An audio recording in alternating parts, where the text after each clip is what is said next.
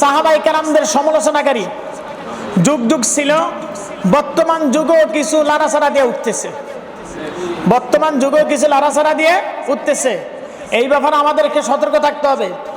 সাহাবায়ে কেরাম রাসূলুল্লাহ নবী সাল্লাল্লাহু আলাইহি সাল্লামের হাতে গড়া তারা মানুষ ছিলেন, হাতে গড়া যাদেরকে গড়ে নিয়েছেন, যে সাহাবায়ে কেরাম হলো আকাশের কিসের মতো, নক্ষত্রের ন্যায়। সেই সাহাবায়ে কেরামদের সমালোচনা আমরা আজকে এই 1400-1450 বছর পরে আইসা দেখা যায় অনেকে সাহাবায়ে কেরামদেরকে আমরা মানতে রাজি না। সাহাবায়ে কেরামদের উপর আল্লাহ রাজি ছিলেন, আল্লাহ তাদের উপর কি ছিল, আল্লাহর উপরে তারা রাজি ছিল, আল্লাহ তাদের উপরে কি ছিলেন, রাজি ছিলেন। এখন এই সাহাবায়ে কেরামদের সম্পর্কে যারা তোমার কুধারণা করে, তাদের হুকুম কি? তাদের হুকুম আল বেদায়া ওয়ান নেহায়া 8 নম্বর খণ্ডের 148 নম্বর পৃষ্ঠা, 149 নম্বর পৃষ্ঠা, ইসলামী ফাউন্ডেশন থেকে যেটা ছাপানো হয়েছে 8 নম্বর খণ্ডের 265 নম্বর পৃষ্ঠার মধ্যে আছে। ওয়াকাল আল মাইমুনি ক্বাল আলী আহমদ ইবনে হাম্বল রাহমাতুল্লাহ আলাইহি ইয়া আবুল হাসান ইযা রাআইতু রাজুলান ইয়াযকুরু আহাদাম মিনাস সাহাবাতি বিসুইন, কয় যদি হযরত মাইমুন রাহমাতুল্লাহ আলাইহি বলেন, আমাকে ইমাম আহমদ ইবনে হাম্বল রাহমাতুল্লাহ বলেছেন, হে আবুল হাসান, যখন তুমি দেখবে কোনো ব্যক্তি সাহাবায়ে কেরামদের মাঝে কোনো সাহাবীর ব্যাপারে সমালোচনা করে, সাহাবায়ে কেরামদের মাঝে বিসুইন কোনো সমালোচনা, খারাপ ধারণা করে, তাহলে বুঝে নেবে যে তার ঈমান ও ইসলামের মধ্যে খাদ আছে, তার ঈমান এবং ইসলামের মধ্যে কি আছে, খাদ আছে। আর অন্য এক আবার আল বেদায়া ওয়ান নেহায়ার মধ্যে উল্টাও 148 149 8 নম্বর ওয়াকাল আল ফাদল ইবনে জিয়াদ সামিয়তু আবা আব্দুল্লাহ ইবনে ইয়াসাল আন রাজুলিন, আবুল ফজল ইবনে জিয়াদ হযরত ইমাম আহমদ ইবনে হাম্বল রাহমাতুল্লাহ বলেন যে তিনি তাকে শোনা হয়েছে যে তাকে একজন প্রশ্ন করলে এমন ব্যক্তির ব্যাপারে যে হযরত মুয়াবিয়া রাদিয়াল্লাহু তাআলা আনহু হযরত আমর ইবনে আস রাদিয়াল্লাহু তাআলার ব্যাপারে মন্দ বলে, লোকটির কি রাফিজি বলা হবে? ইমাম আহমদ ইবনে হাম্বল রাহমাতুল্লাহ বলেন, অন্তরত কলুষিত এবং খারাপ উদ্দেশ্য ছাড়া সে দুইজনের প্রতি দুঃসাহস দেখায়নি, আর অসৎ উদ্দেশ্য ছাড়া যদি কোনো সাহাবীর সমালোচনা করেননি। এখানেও তিনি কঠিন একটা উত্তর দিয়ে দিচ্ছেন। এমনি ভাবে তোমার ওয়াকালা মা রাআইতু ওমর ইবনে আব্দুল আজিজ জরাবা ইনসানান কাত্তুন ইল্লা ইনসানান শাতামা মুআবিয়া রাদিয়াল্লাহু তাআলা ফাইন্নাহু দারাবা আসওয়াতান। ইবনে মুবারক রাহমাতুল্লাহ আলাইহি বলেন, মুহাম্মদ ইবনে মুসলিম থেকে তিনি ইব্রাহিম ইবনে মাসআর রাহমাতুল্লাহ আলাইহি থেকে বর্ণনা যে হযরত মুআবিয়ার সমালোচনাকারী এক ব্যক্তি ব্যতীত আমি ওমর ইবনে আব্দুল আজিজকে কোনো মানুষের গায়ে হাত উঠাইতে দেখিনি। ওমর ইবনে আব্দুল আজিজ কারো গায়ে হাত তোলেন না জীবনে কোনোদিন, শুধু একমাত্র আমির মুআবিয়া রাদিয়াল্লাহু তাআলা আনহুকে উনি সমালোচনা করছেন, এই জন্য তার গায়ে হাত তুলছেন। ওই ব্যক্তিকে তিনি কয়েক গা চাবুক লাগিয়েছিলেন, কেন তুমি সাহাবী হযরত আবু মুআবিয়া রাদিয়াল্লাহু তাআলা আনহুকে সমালোচনা করো? এমনি ভাবে সালফে সাহালিনদের মধ্যে থেকে একজন ছিলেন, যখন তিনি বলেন তোমার ওয়াকালা বাদুস সালাফ, তিনি বলেন যখন আমি শামের এক পাহাড়ে অবস্থান করছিলাম, তখন এক অদৃশ্য ঘোষককে বলতে শুনলাম, সিদ্দিকের প্রতি বিদ্বেষ পোষণকারী হলো জিন্দিক, ধর্মদ্রোহী। কি বলতো সিদ্দিক মানে? সিদ্দিক, যারা সিদ্দিকের প্রতি বিদ্বেষ পোষণকারী হলো জিন্দিক, ধর্মদ্রোহী। ওমরের প্রতি বিদ্বেষটাই হলো জাহান্নাম। মানে আবু বকর সিদ্দিক সম্পর্কে যারা সমালোচনা করবে তাকে কি বলা হয়েছে? জিন্দিক, মানে ধর্মদ্রোহী। আর ওমর রাদিয়াল্লাহু তাআলা আনহু সম্পর্কে যে বিদ্বেষ তার ঠাঁই হবে কোথায়? জাহান্নামে। তার ঠাঁই হবে কোথায়? মনে রাখিও, তার ঠাঁই হবে কি? মান আবগাদা সিদ্দিক ফাযাকা জিন্দিক ওমান আবগাজা ওমর ফাইলা জাহান্নামা যুমারা। তাহলে সে কোথায় যাবে? জাহান্নামে। মনে রাখবা। ওমান আবগাজা উসমান, আর যে উসমানকে বিদ্বেষের প্রতিপক্ষ হলো কে? উনি বলেন খসামাতুর রহমান, আল্লাহ। যে উসমানের বিদ্বেষ করবে তার প্রতিপক্ষ কে হবে? আল্লাহ। আল্লাহু আকবার। তারপরে ওমান আবগাজা আলিয়ান ফাযাকা খসমাতুন নবী, আর আলীর বিদ্বেষের প্রতিপক্ষ হলেন নবী সাল্লাল্লাহু আলাইহি সাল্লাম। চারটা জিনিস কথা কিন্তু মনে রাখবা সালফে সাহালিনদের। সিদ্দিকের যে ব্যাপারে আবু বকর সিদ্দিকের যে সমালোচনা করবে সে হবে কি জিন্দিক, ধর্মদ্রোহী। আর ওমর রাদিয়াল্লাহু তাআলা যিনি সমালোচনা করবে সে হবে কি হযরত উসমানের যারা সমালোচনা করবে সে হবে তার প্রতিপক্ষ হবে কে আল্লাহ।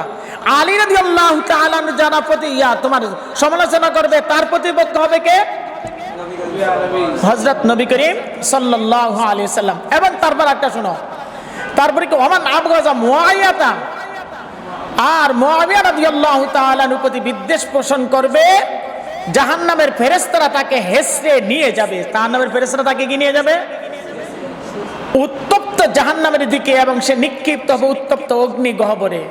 এটা কোথায়? আল বেদায়া ওয়ান নেহায়া 8 নম্বর খণ্ড 148 নম্বর পৃষ্ঠা, ইসলাম ফাউন্ডেশন থেকে যেটা বের হয়েছে 8 নম্বর খণ্ড 265 নম্বর পৃষ্ঠা। তারপরে দেখো আব্দুল্লাহ আজিজ বিন আব্দুল আহমদ ইবনে হামিদ কুরাইশি রহমতুল্লাহ আলাইহি যারা সাহাবায়ে কেরামদের সমালোচনা করে তাদেরকে ব্যাপারে কি বলছে? সাহাবায়ে কেরামদের প্রতি সুধারণা রাখা এবং আদব রাখা সকল মুসলমানদের উপর ওয়াজিব। ফাহসনুল জান্নাহ ওয়া তাদিব লিজামিহিম ওয়াজিবুন আলা কুল্লি মুসলিম, প্রত্যেক মুসলমানদের উপর ওয়াজিব হলো সাহাবায়ে কেরামদের উপর কি ধারণা রাখা? সুধারণা, উত্তম ধারণা রাখা। এখন আসো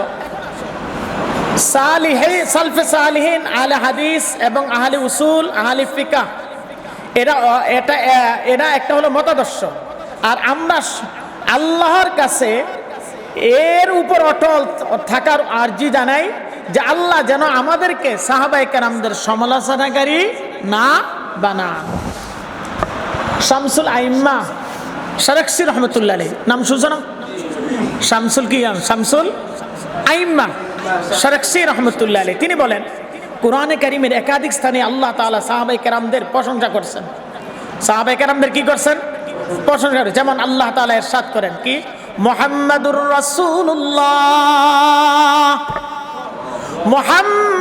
রাসূলুল্লাহ ওয়াল্লাযীনা মাহু আশিদ্দাউ আলাল কুফফার, যারা মুহাম্মদ রাসূলুল্লাহর সঙ্গী তারা হলেন আশিদ্দাউ আলাল কুফফার, কাফেরদের ব্যাপারে খুব কি রুহামাউ বাইনাহুম, আবার নিজেদের মধ্যে খুব দয়াশীল, নিজেদের মধ্যে খুব কি দয়াশীল। একটা ঘটনা বলবো, আবু বকর সিদ্দিক রাদিয়াল্লাহু তাআলা রাসূলের একজনে গালি মারছে, দিয়েছে থাপ্পড়, এক ইহুদি গালি মারছে। এটা আমি কোন একটা বয়ানে মনে বলছিলাম, গালি মারছে দিকে থাপ্পড় দিছে, থাপ্পড় খায়া চটকানা খায়া ঘুরা ফিরে গেছে। চিন্তা করলো কার কাছে বিচার নিয়ে যাম, গেছে হুজুর সাল্লাল্লাহু আলাইহি সাল্লামের কাছে। হুজুর সাল্লাল্লাহু আলাইহি সাল্লাম কি কো? আবু বকর মারছে, কহ আবু বকর মারছে, কদর আবু বকর মারেন, আলী মারছে, ওমর মারছে, কনা আবু বকর মারছে, কনা কি বলো আবু বকর, কনা আবু বকর মারছে, কহ এমন তো আবু বকর উপস্থিত, ইহুদি মাথা নিচে দিয়ে দিচ্ছে। নবীজি বলতেছে আবু বকর তুমি নাকি মারছো? রে কহ কার, তুমি তো দয়াশীল হৃদয়বান ব্যক্তি, তুমি কিভাবে মারো? কনা আমি মারছি। হুজুর শুনবেন না আমি কেন মারছি? কনা আচ্ছা বলো কেন মারছো? কয়ে আপনার গালি দিছে। কি দিছিল? এই জন্য আমি আবু বকর ঠিক থাকতে পারিনি। আবু বকর নরম না গরম? আবু বকর নরম না গরম? গরম, মনে রাখতে হইব। এই বাংলাদেশের কওমি মাদ্রাসার ছাত্ররা উলামায়ে কেরাম না নরম, নরম বিনয়ের সাথে চলে, আবু বকরের আদর্শ গ্রহণ করা চলে। কিন্তু যখন শুনবে মুহাম্মদ রাসূলুল্লাহর কেউ গালি দিছে, কোরআন নিয়ে কেউ কটূক্তিমূলক কথা বলছে, দেশ নিয়ে কেউ ষড়যন্ত্র করছে, তখন এই সমস্ত তালিবে ইলমরা এরা আর বসে থাকবে না। আবু বকর যেরকম নরম, আবু বকর গরম হয়ে গেছে, এরকম উলামায়ে কেরামরা যখন দেশের বিরুদ্ধে, ধর্মের ইসলামের বিরুদ্ধে, রাসূলের বিরুদ্ধে, কোরআনের বিরুদ্ধে কথা বলে তারা আর নরম থাকবে না, তারা গরম হয়ে যাবে, এক একজন বুলেট হয়ে যাবে। শামসুল আরিফিন রহমতুল্লাহ আলাইহি ওই কথা বলছেন। এমনি ভাবে সাহাবায়ে কেরামদের যারা সমালোচনা করে, যে আল্লামা ইবনে তাইমিয়া কি বলছেন দেখো, আল্লামা ইবনে তাইমিয়া রহমতুল্লাহ আলাইহি উনি বলেন 4 জন খোলাফায়ে রাশিদ, আইম্মা খোলাফা কয়জন? 4 জন। 4 জন রাসূল সাল্লাল্লাহু আলাইহি সাল্লামের সাহাবী ছিলেন, খায়রুন নাস। তাদের ব্যাপারে সামান্যতম খারাপি বর্ণনা করা কারো জন্য জায়েজ নয়। কে বলছেন? ইমাম ইবনে তাইমিয়া, আল্লামা ইবনে তাইমিয়া রহমতুল্লাহ আলাইহি বলেন যে সাহাবায়ে কেরামদের মধ্যে 4 জন সম্পর্কে যদি খারাপ ধারণা করে কারোর জন্য জায়েজ নাই। কোন কোন একজন সাহাবীর নাম দোষ ত্রুটি বর্ণনা করার সুযোগ নেই। যদি কোনো ব্যক্তি এর কাজ করে তাহলে তাকে শাসকের দায়িত্ব হলো তাকে শিক্ষা দেওয়া এবং তাকে শাস্তি দেওয়া। কে বলছেন? আল্লামা ইবনে তাইমিয়া রাহমাতুল্লাহ আলাইহি বলেন। এই জন্য এই আলোচনার দ্বারা আমরা কি বুঝলাম? সাহাবাই কেরামদের ব্যাপারে আমাদের সুধারণা রাখা, কুধারণা রাখা যাবে না। আল্লাহ তাআলা আমাদেরকে সেই তৌফিক দান।